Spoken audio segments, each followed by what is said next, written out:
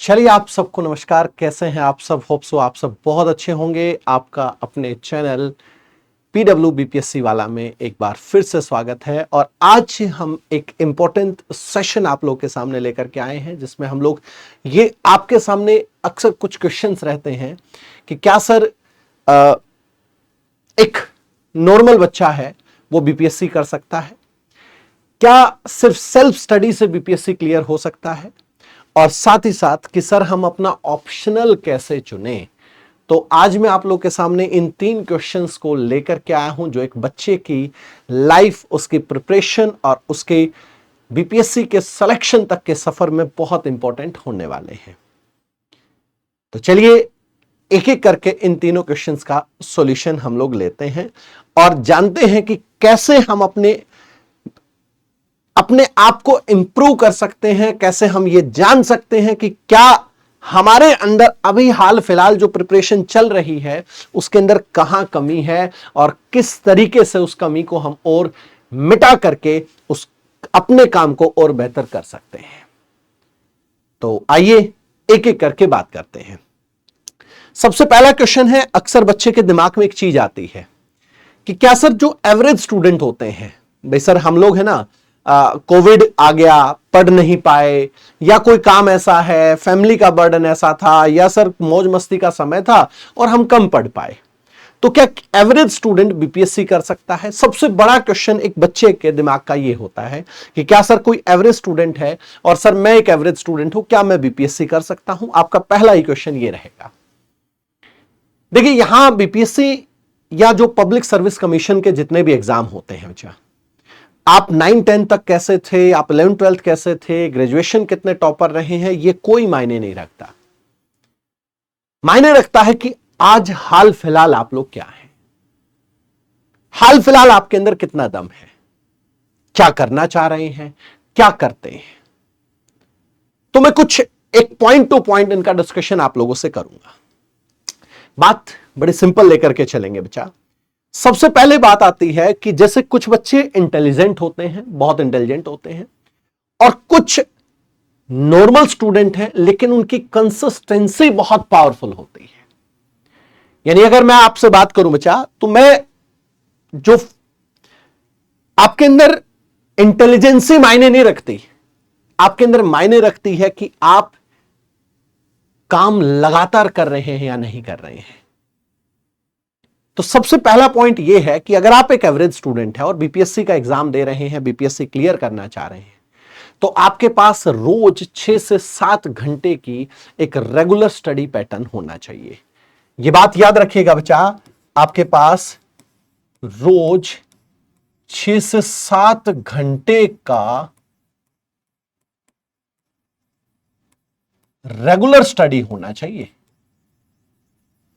तो यह बात तो सबसे पहला ही पॉइंट है कि सर कंसिस्टेंसी सबसे इंपॉर्टेंट है। आपको टॉपर्स से भी ज्यादा पावरफुल बना देता है ये कंसिस्टेंसी। लगातार एक काम को करना, बार बार एक काम को करना। दूसरा पॉइंट बच्चा, आपके पास एक स्मार्ट स्ट्रेटेजी होना चाहिए। स्मार्ट स्ट्रेटेजी के लिए क्या है? आप सोचिए ना, युद्ध लड़ने के लिए जब घर से निकला जाता है तो पूरे हथियारों के साथ निकला जाता है, और बीपीएससी क्लियर करना एक बच्चे के जीवन का युद्ध ही तो होता है। उस बच्चे के लिए क्या होना चाहिए? उसके पास सबसे पहला स्मार्ट स्ट्रेटेजी के लिए बच्चा, आपके पास जो आपका सिलेबस है। बहुत सारे बच्चों के पास सिलेबस ही नहीं होता। आपका क्या सिलेबस है? प्लस सिलेबस के साथ आपके पास पीवाईक्यूज होने चाहिए। देखिए, कौन कौन से हथियार लेकर के जाएं तब हम युद्ध को जीत पाएं, ये वही है। आपके पास आपका सिलेबस, आपके पास आपके पीवाईक्यूज, आपके पास जो आपके नोट्स हैं, उन नोट्स का रिवीजन, बार बार रिवाइज करो। उन्हीं नोट्स को आप चेक करो कि बीपीएससी कैसे क्वेश्चन कर रहा है। आप चेक करो कि बीपीएससी किस सिलेबस से क्वेश्चन कर रहा है। मान लीजिए आपका सिलेबस कुछ और है और आप किसी अलग पैटर्न के अंदर गए हैं, तो आप नहीं कर पाएंगे। इसलिए अगर आपके पास सिलेबस है प्रॉपर, अगर आपके पास PYQs है प्रॉपर, और अगर आपके पास आपके नोट्स का अच्छे से रिवीजन है, तो बच्चा आप इस पूरे पोर्शन को BPSC सक्सेस के नाम से जान सकते हैं। यह मूल मंत्र है BPSC को क्लियर करने का, कि आपके पास BPSC के अलावा कोई भी PSC का एग्जाम दे रहे हो आप लोग, सिलेबस, PYQs और आपके नोट्स का बार बार रिवीजन बराबर हो जाता है BPSC सक्सेस के। इसके साथ अगर मैं बात करूं, उसके बाद बच्चा कॉन्सेप्ट की क्लियरिटी आपके पास होनी चाहिए। बच्चा अक्सर है ना क्या करता है, बच्चा प्रिपरेशन तो कर रहा है लेकिन वो पजल है, उसको खुद को ही नहीं समझ में आ रहा कि मैं करना क्या चाह रहा हूं। क्योंकि बच्चा यहां रटने की जरूरत नहीं है, आप समझिए इस बात को। BPSC या PSC, मैंने अभी थोड़ी देर पहले कहा कि यहां रटने की आवश्यकता नहीं है, आवश्यकता नहीं है बच्चा, आपको रटना नहीं है। यहां पर चीजों को आपको समझना है। क्योंकि कहा जाता है ना कि जब चीजें समझ में आने लग जाती है ना, तो हर सब्जेक्ट आसान लगने लग जाता है। नहीं तो ये सब्जेक्ट, कुछ सब्जेक्ट इतने टफ हो जाते हैं हमारे लिए, कहीं ना कहीं हमें चीजों को समझना है, ना कि रटना है। इसके साथ साथ बच्चा आपको मॉक प्रैक्टिस आना चाहिए, यानी टेस्ट सीरीज। आपको टेस्ट सीरीज तो लगाना ही लगाना है बच्चा, क्योंकि टेस्ट सीरीज का जानते हो मतलब क्या होता है? टेस्ट सीरीज का मतलब यह होता है कि जब एग्जाम में बच्चा जाता है ना, तो एग्जाम में उसको प्रेशर बहुत ज्यादा होता है। तो टेस्ट सीरीज आपको एग्जाम प्रेशर को हैंडल करने के लायक बना देती है आपको, कि आप अपने आप में एग्जाम का जो प्रेशर है उसको हैंडल कर सके, ये बना देती है। और साथ ही साथ एक और बच्चा, पॉजिटिव माइंडसेट। कुछ बच्चे कहते हैं ना यार मैं तो नहीं कर पाऊंगा, कम से कम ये तो कह सकते हो मैं करके देखूंगा। पहले ही हथियार डाल रहे हो, मतलब युद्ध में गए नहीं उससे पहले मैं तो नहीं कर पाऊंगा। क्यों? मैं करके देखूंगा। अगर आप इन चीजों से कंसिस्टेंसी से काम कर रहे हैं, स्मार्ट स्ट्रेटेजी आपके पास है, आपके पास कॉन्सेप्ट क्लियरिटी है, आपके पास मॉक प्रैक्टिस है, तो बच्चा ऑटोमेटिक पॉजिटिव माइंडसेट हो जाता है। एक बार ट्राई तो करो, एक बार भाई आपके पास यही तो होना चाहिए ना। क्योंकि कहा जाता है ना कि मंजिल मिलेगी भटक कर ही सही, गुमराह तो वो हैं जो घर से निकले ही नहीं। आपका पॉजिटिव माइंडसेट होगा तभी तो उस बात के लिए जानेंगे। तो एक एवरेज स्टूडेंट जो है वो बड़े बेहतरीन तरीके से BPSC कर सकता है, बस उसके पास ये 5 मंत्र अगर हैं तो BPSC करना उसके लिए आसान हो जाता है। इसके साथ साथ अगला क्वेश्चन जो मोस्टली बच्चों का रहता है कि सर, अगला क्वेश्चन हमारा यह है कि सर मैं सेल्फ स्टडी कर रहा हूं, तो क्या सेल्फ स्टडी करके मैं BPSC को क्लियर कर सकता हूं? इसके लिए भी मैं 5 पॉइंट आप लोगों के सामने लेकर के आया हूं।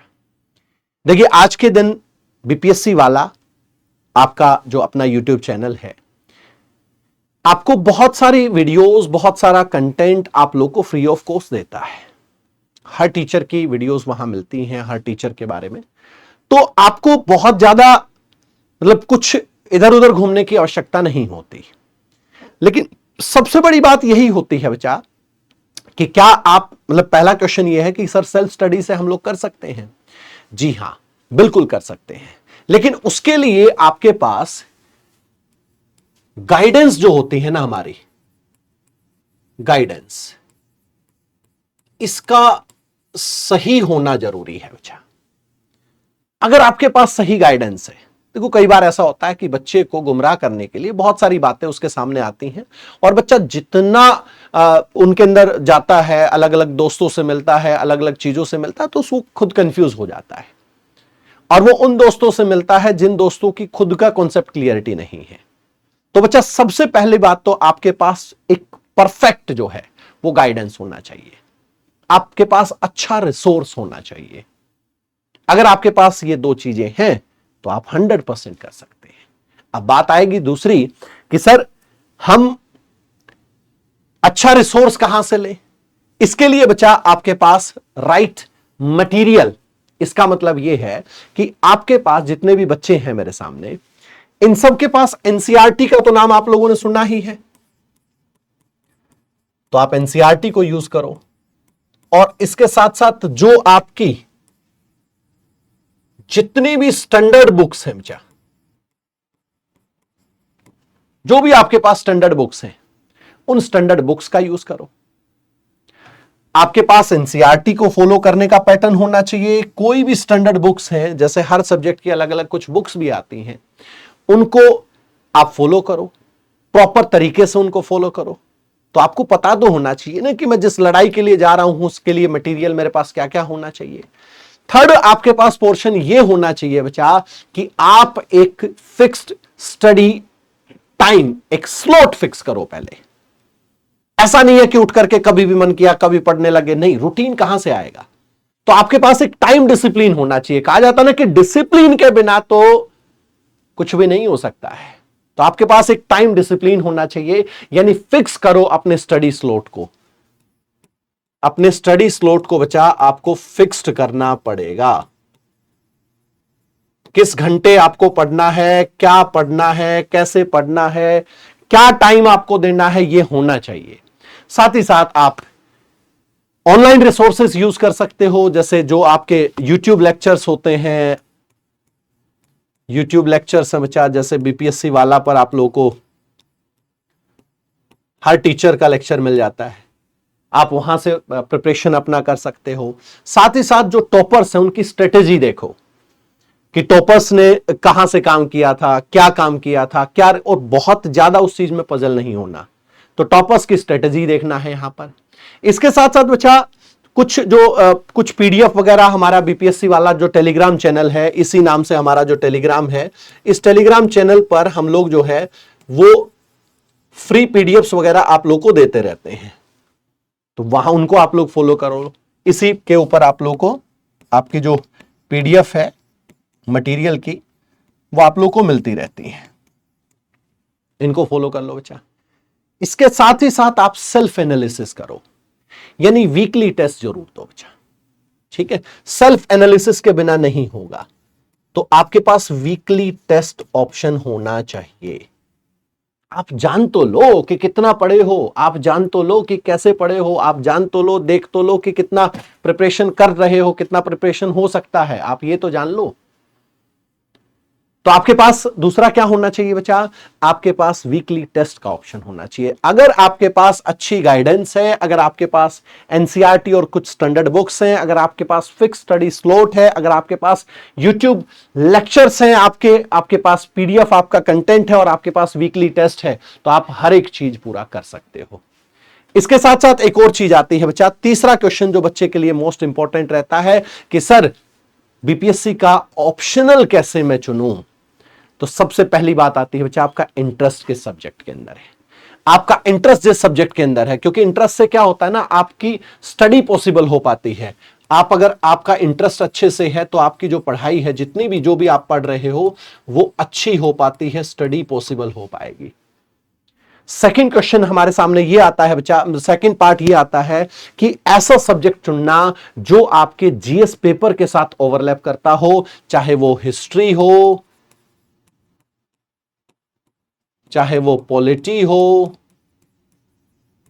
चाहे वो जियोग्राफी हो। जैसे बच्चे आते हैं कि सर मेरा सब्जेक्ट, कोई और सब्जेक्ट का नाम लेते हैं, वो जीएस के साथ तो इन्वॉल्व नहीं हो रहा है, तो एक अलग से एफर्ट क्यों कर रहे हो आप लोग। तो आपका जैसे हिस्ट्री है, पॉलिटी है, या फिर आपका जियोग्राफी है, उसके साथ मैच होता हो। मतलब मेरा कहना यह है कि आपके ओवरलैप करे आपके जीएस के साथ। इसके साथ साथ उसकी आप ये चेक तो कर लो कि उसकी अवेलेबिलिटी कितनी है उसके रिसोर्सेस की, क्या उसकी बुक्स प्रॉपर मिल जा रही है, क्या उसके नोट्स हमें मिल जा रहे हैं। क्योंकि प्रिपरेशन करना तो फाइनली आपको है, क्या उसकी गाइडेंस इजीली टाइमली मिल जा रही है आप लोग को। ऐसा सब्जेक्ट आपको चूज करना है बच्चा। इसके साथ साथ वो पिछले कुछ सालों में वहां से टॉपर्स के जो स्कोर आ रहे हैं वो कैसे रहे हैं, जो उसका स्कोर है उसका ट्रेंड चेक कर लो बच्चा। और फिर लास्ट ये देखो कि क्या अगर आपके ग्रेजुएशन में वो सब्जेक्ट है तो और हमारे लिए अच्छा हो जाता है। अगर वो सब्जेक्ट आपके ग्रेजुएशन के साथ मैच कर रहा है तो आपके साथ और सोने पर सुहागा हो जाता है। तो गाइडेंस सब्जेक्ट वो लो जो आपके ग्रेजुएशन के अंदर हो, ऐसा कंसीडर करना है आपको सबसे पहले। तो ऑप्शनल के लिए आपके पास interest first, overlap with GS, availability of resources, scoring test जो ट्रेंड आप चल रहा है और बैकग्राउंड को मैच करते हुए चीजों को पूरा करना है। तो आज मैंने इस सेशन के अंदर मैंने आप लोगों से 3 क्वेश्चन आपके सामने लेकर के आया कि क्या एवरेज स्टूडेंट भी बीपीएससी कर सकता है, क्या सेल्फ स्टडी से बीपीएससी हो सकता है, और बीपीएससी के अंदर ऑप्शनल सब्जेक्ट को कैसे हमें चुनना चाहिए। तो ये एक छोटा सा सेशन आप लोगों के लिए इंपॉर्टेंट रहा है और होप सो आपको ये पसंद भी आया होगा। नेक्स्ट किसी सेशन में हम आपसे मिलते हैं। Thank you so much. जय हिंद, जय भारत।